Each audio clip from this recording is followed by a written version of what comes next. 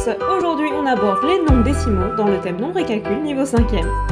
Je vais commencer par donner une petite définition, puis parler des différentes écritures d'un nombre décimal, et enfin, parler des règles sur les opérations.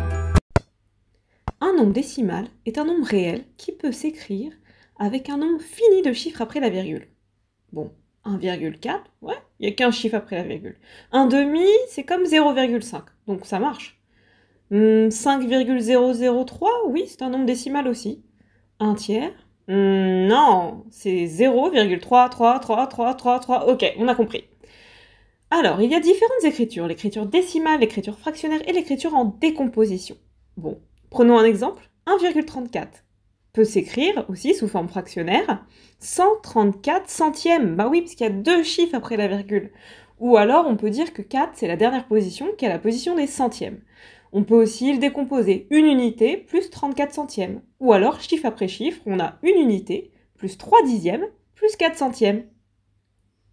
Ah, enfin les règles sur les opérations. En tout premier, on commence par les parenthèses s'il y en a, ou les crochets. Puis, on fait la multiplication et la division en deuxième position. Et enfin, on termine par l'addition et la soustraction, l'un ou l'autre. Bon, on va voir quelques exemples. Premier exemple, 3 plus 2 fois 5. On commence par la multiplication, puisqu'elle est prioritaire sur l'addition. 2 fois 5, 10, 10 plus 3, 13. Voyons un deuxième exemple.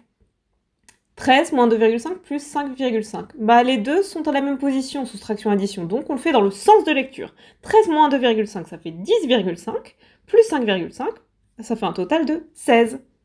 Troisième exemple, on commence par les parenthèses, puis la multiplication, et enfin l'addition.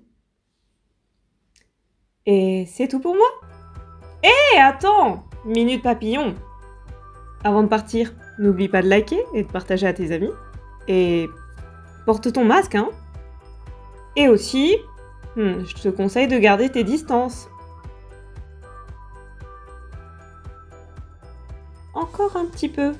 Voilà.